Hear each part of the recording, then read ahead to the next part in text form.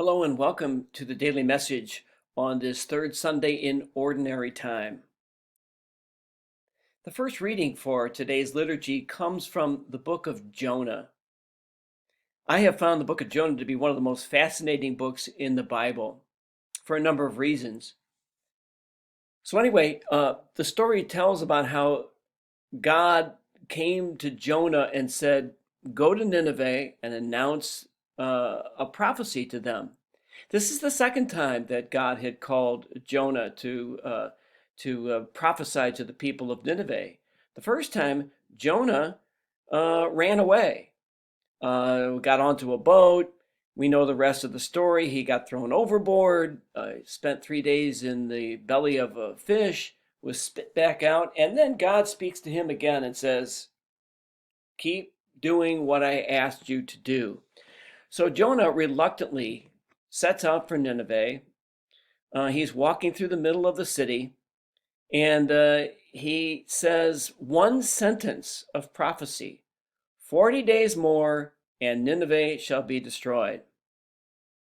Now, interestingly, this is the only Old Testament prophecy that was ever listened to by the people to whom the prophet was preaching. And so the king of Nineveh and the people of Nineveh and even the cattle of Nineveh take Jonah's words to heart. They fast, they put on sackcloth. In other words, they repent. And God relents of the punishment that he was going to inflict on the people of Nineveh. Jonah, of course, is unhappy about this, and probably because he thought that God should not forgive pagans. The Ninevites were pagans, and Jonah seems to have thought that it was wrong for God to forgive those who didn't believe in him. So there's a number of points that can be made about this particular reading.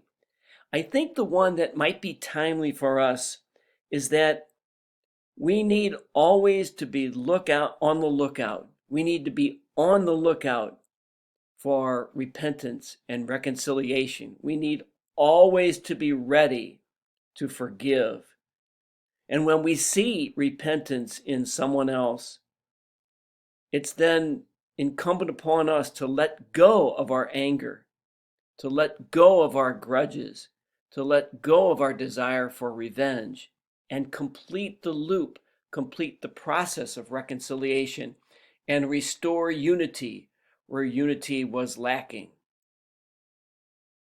Thank you for watching and listening. I hope you have a safe, restful, peaceful Sunday.